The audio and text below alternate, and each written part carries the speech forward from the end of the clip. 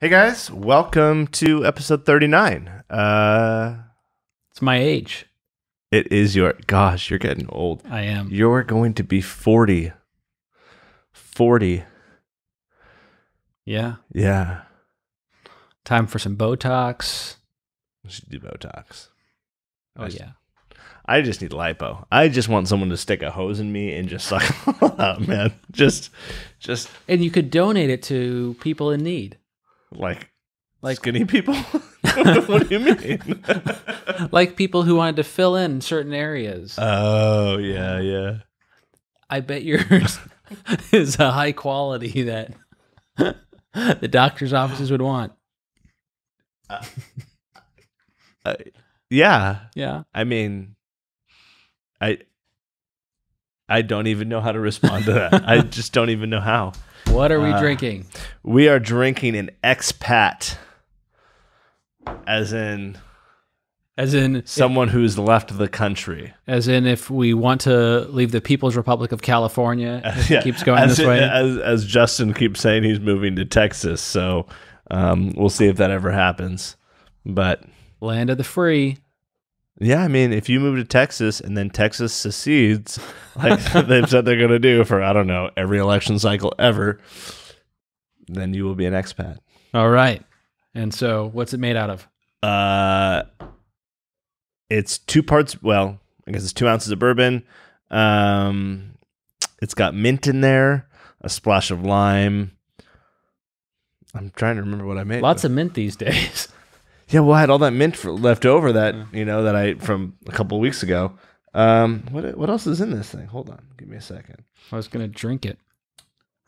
Oh, and then Angostura bitters. All right. $20 as Justin hates it. No, it's got a little sour in it. Yeah. I swear some of these drinks taste the exact same. Yeah, It's it's like just they're all branding. variations of themselves. Mm-hmm. It's good though. Yeah, not too bad. Yeah. All right, first question. Our agency has decided to keep employees working remote until January 2021. I lead a small team and everyone... That's just a long time. I lead a small team and everyone is... 6 months from now.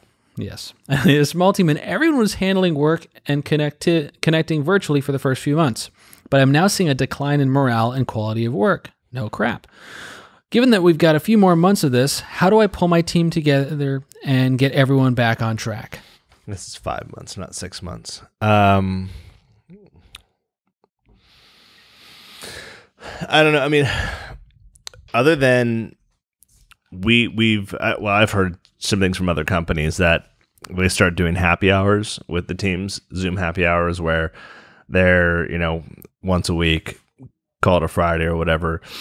Everyone goes, gets some drinks, sits there and hangs out for a couple hours and just talks about all kinds of things. I don't know how well that would work with our agency, but I've heard that's successful. In terms of, quality of work, the accountability thing for us now, we only went remote for 2.5 months, 3 months, something like that. We didn't really see a decline, but that was the first time around. And we were doing daily check-in Zoom meetings, 15 minutes. I think we've talked about that in some of our other episodes. So, how do I pull my team back together? I think it's a tough one. I really do. I think you need to go back and have individual conversations with everyone and see where they're struggling, where you can help them, how they're doing personally. I mean, if you're still at home, I think some people will enjoy that.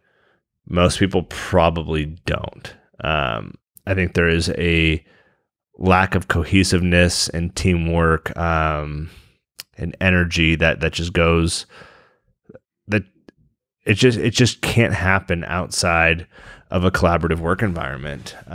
So I think I don't, Justin, you can start saying some things. I'll think on it. I don't have a ton to offer right now. Well, a benefit would be that depending what state they're in, if you've decided this, the kids are staying home anyway. And so now they don't need to figure out childcare because they're it. Versus if you required them to be back to the office and their kids were now having to be at home. So you may be in that situation. There's a certain group of individuals out there who think this might resolve itself after an election. And I'm not going to say which ones of us feel that way. But you say that, and now they're going to think that's me. I know. That's the beauty of it. But in general, I think you have to check in daily. I think they need the human contact. And if it's just texting or a inter-office chat or using Slack, whatever you're happening to utilize, I don't think that's enough.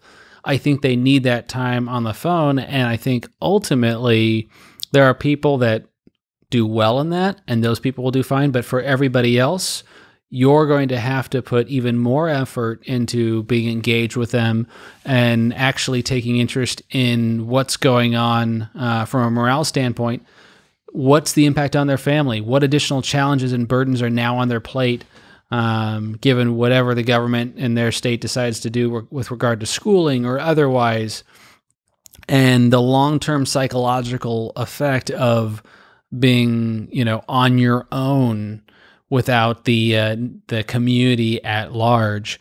So it's daily proactiveness. It's actually setting aside some of your own burdens to make sure that you have time and energy to go and invest in people. I mean, this would be a great time. I'm not a proponent of middle management, but if there was ever a time that worked out well, I would have a middle manager who sounds like it's you, checking in with these individuals daily, making sure that you're asking about personal and not just professional, making sure that you're asking what additional resources they need, both personally and professionally. And then as Jordan mentioned, Zoom happy hours, but also individuals on the team, depending if you guys all live reasonably close, you might schedule non-work optional beach outings that people attend. Again, that probably shouldn't come from somebody in management position, but you should consider that, because I can tell you that the psychological damage that isolation causes will far outweigh the impact of you guys if you decide to sit around a campfire 6 feet apart outside. And so you just have to be very proactive and very intentional with all your actions, and then very empathetic to the fact that everyone's going to view this differently. It's going to be in a different place. And if at all possible, make sure that no political debates are happening amongst team members, because this is as polarizing as any issue I can think of our time. Yeah, and I think also things like get creative with, can you allow them flexibility in their work hours? Specifically to go, hey, if they're a non-customer service, so they need to be there to respond. Hey, if you wake up early every day and you want to get your work done from 6 to 2 and then have your afternoons off, let that bring them some like, hey, I have some ownership over my life right now. Or, maybe they want to sleep in and they want to work, 11 to 8 or whatever. Just say, hey, I trust you to get your work done. Let's do this. Or maybe it's, hey, you like to go have, some activities in the middle of the day with your kids and take them out to the park and go do it. So go take 2 or 3 hours in the middle of the day to go do that. Some kind of flexibility where they still have some semblance of control, where they're like, okay, this is not just work from home. This is work from home, but I have flexibility and freedom because of it. Might just change it up if you can do that at all. But I have one question. What time is your audition today? My audition? Yeah, for Greece. Your cigarette, gonna roll it up in your sleeve? I mean, what is happening? It's a white t-shirt. With blue jeans. Have you never worn a white t-shirt with blue jeans? Yeah, maybe under a button down. I mean, it's plain white. It's like a plain white t-shirt. It's they wore in the 50s and 60s. And every day on the street, I see somebody in a white t-shirt. Maybe not jean. No. Wearing what you're wearing right now, it's very rare.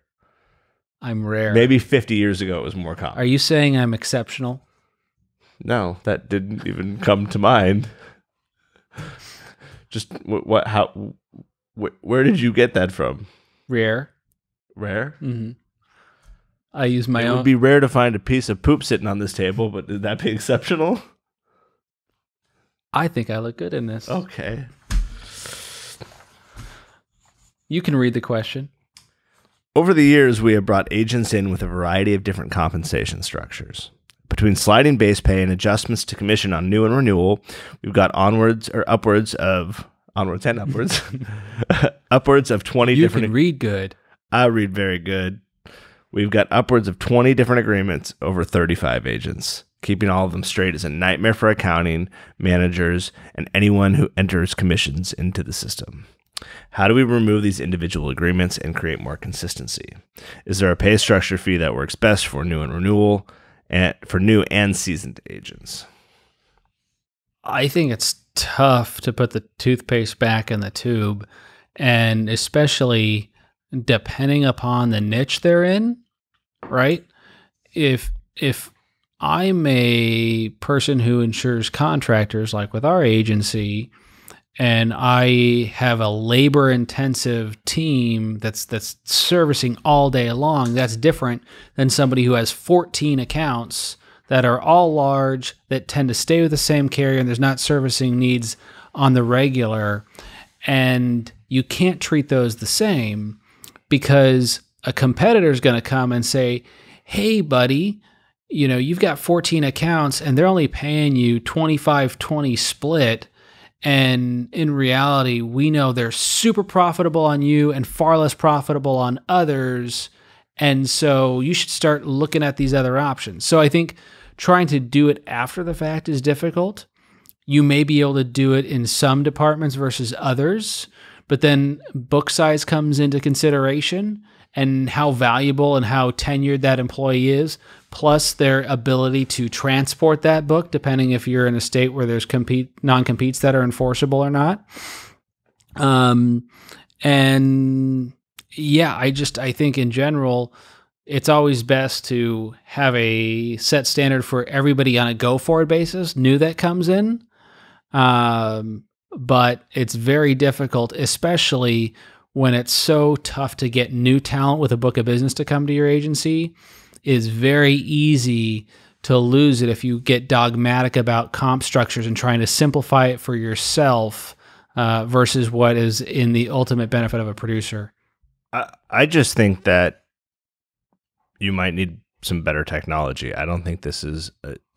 when you say that keeping them straight is a nightmare for accounting, managers, and anyone else entering the commission info into the system, it just might be time to upgrade your agency management system. Because now our producers here are the same splits, so it's, I guess, easy for us, but it's not like the account managers are entering in how much commission they make. That is automated by their name in the system. So when they say it is, for instance, Jordan's business, it's 10%. Under Jordan. Yeah. Jordan's is 10%, Justin's 70%. It's assigned to their name, and they can do Jordan new or Jordan renewal. And that determines the whole commission structure. So the account managers don't even see that data. That just gets transposed to different accounting reports. Mm-hmm. All they click is who's the account manager, whether it's new or renewal. So I don't know why that's difficult for you, but it sounds like it's just a software issue. I also get the idea. I love having everything uniform, everyone do things the exact same way. Sometimes, probably more than sometimes, that's not the best way to do things. There's just some circumstances where, like Justin said, for a variety of different reasons, whether it's profitability, etc. But my OCD likes everyone to be treated exactly the same, do things the same way. But having two very different children has taught me that parenting them identically is not necessarily the best way to go about it. So, for instance, when we were growing up, Justin... I'd love to see where this is going. Justin just stayed home with my parents on the weekends. That wouldn't have worked for me. They realized that I like to talk to people. Just because I liked watching 80s movies on a Saturday night. Yeah. While I had several friends come over and my high school life was a bit different. Actually, it's pretty dry compared to my same life. Life hasn't gotten any more exciting. But I'd be home on a Saturday night as like a teenager, late teens, and Jordan would have 4 girls in the backyard in a jacuzzi while I'm watching 16 Candles and having popcorn. Hate is gonna hate. Yeah. So, but they said I was a nice guy. That's what the girls said in high school. Yeah, I'm sure you were a nice guy. You were probably a scholar and a gentleman. This is true. We've left this question pretty far. Is there a pay structure you feel works best for new and seasoned agents? Depends on the amount of servicing work that you have to do. Yeah, but I would say if you're going to bring in someone who's like, someone's coming to your agency from another agency and they're actually able to bring a significant book over, you can probably pay them higher splits because they didn't utilize your resources to generate that business, right? So you can pay them, particularly on the renewal. Like, for instance, if someone's 50 or 60 and they've just hammered out their life for 30 years, they're probably not going to want to be super aggressive anymore. And so if you pay them a higher new than renewal split, you might not get them to come. You might just have to say, hey, we'll pay you, I don't know, 40-40 or something like that. Whereas you might want to pay someone new in the business, 40-20 or 40-25 or whatever the numbers are, because you really want them to be hunting after the new stuff. So yeah, I would say that's what I would say about the pay structure in general. Yeah, and the more services you're offering and the more your team does on the backside, the less you should be paying that producer on that renewal. And I think that's often a mistake that's made, is we pay the producer the same thing new and renewal, and yet their workload drastically goes down, and the renewal is focused so much more on the efforts of an account manager. I would rather pay more on that first year to the producer because, hey, it's tough to hunt the business and get it, but less because they're on the renewal because they're less involved in that process. Mm-hmm. I agree. All right. Well, friends, it's that time of the episode. We bid thee farewell. Go Grease Lightning. Goodbye.